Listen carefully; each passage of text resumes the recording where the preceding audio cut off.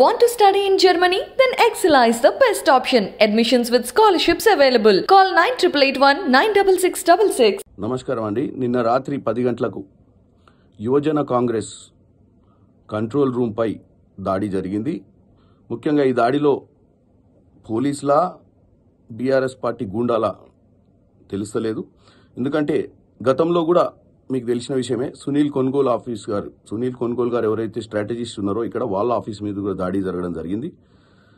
ముఖ్యంగా బీఆర్ఎస్ ప్రభుత్వం మొన్నటి కర్ణాటక ఫలితాల తర్వాత చూస్తుంటే భయాందోళనకు గురైతున్నట్టుంది. ఇక్కడ కూడా తెలంగాణలో కూడా కాంగ్రెస్ ప్రజల కోసం పోరాటం చేసి ప్రభుత్వంలోకి వచ్చే అవకాశం ఉందని, అందుకే ప్రజల కోసం పోరాటం చేసేటువంటి కాంగ్రెస్ పార్టీ యువజన కాంగ్రెస్ ఆఫీసులపై దాడులు చేస్తూ వాళ్ళు ఎటువంటి ప్రచారం చేయకుండా ఈ బీఆర్ఎస్ ప్రభుత్వంలో ఉన్నటువంటి ఫెయిల్యూర్స్ ఏదైతే ప్రజలకు ఇచ్చిన వాగ్దానాలు నెరవేర్చలేని విషయము, ఇక్కడ జరుగుతున్న పరిపాలన ఫెయిల్యూర్స్ మీద ఏదైతే ఈరోజు చేస్తున్న ఈ విషయాన్ని ఆపడానికి ప్రయత్నం చేస్తున్నారో అది చాలా దుర్మార్గము. ఇది ప్రజాస్వామ్యమా కాదా అని తెలుస్తలేదు.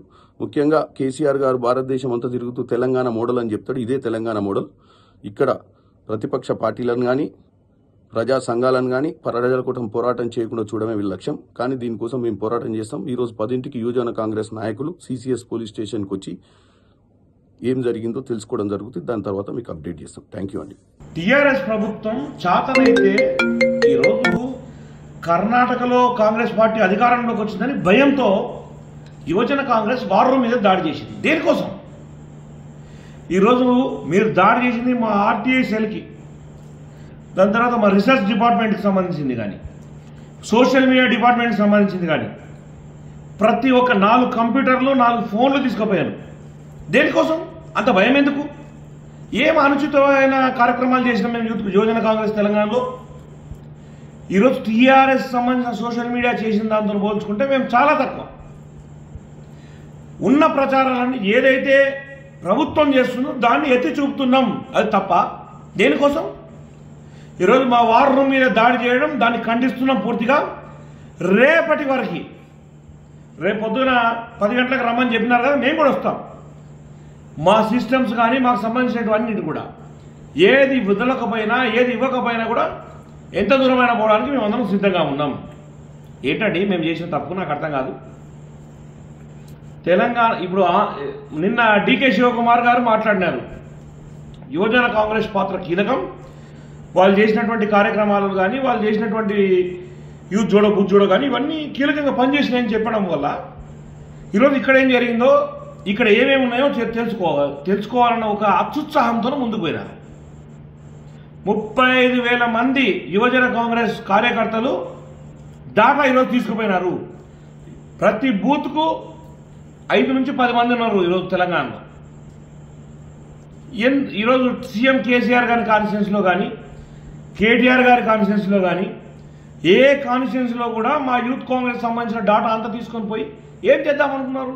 డబ్బులు పెట్టి కొందామనుకుంటున్నారా, లేకపోతే భయభ్రాంతులు చేసి కేసులలో ఇరికిద్దామనుకుంటున్నారా?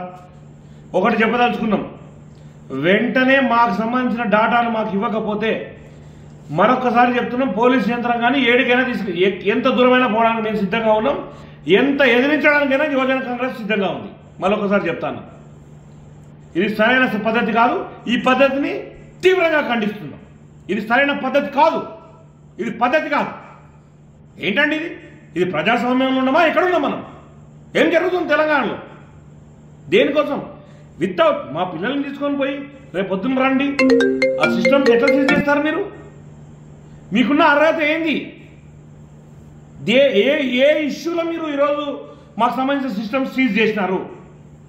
అది చెప్పాల్సిన బాధ్యత పోలీసు యంత్రాంగం మీద ఉంది. Last night at 10 p.m.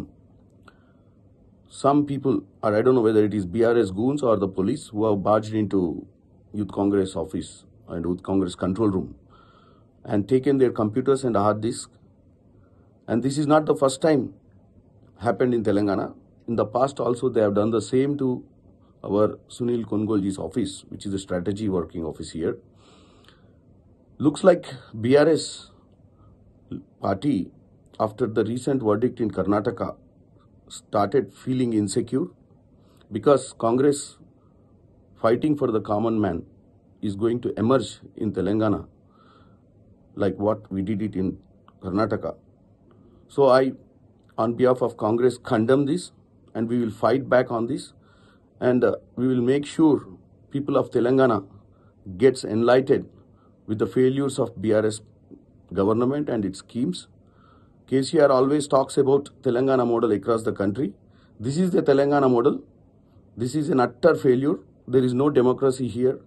Democracy is derailed, and they don't want people to know the facts. This is why they are doing such actions. So at 10 a.m., our Youth Congress guys will reach to the control room, CCS, and we'll find the facts. We'll update you on this.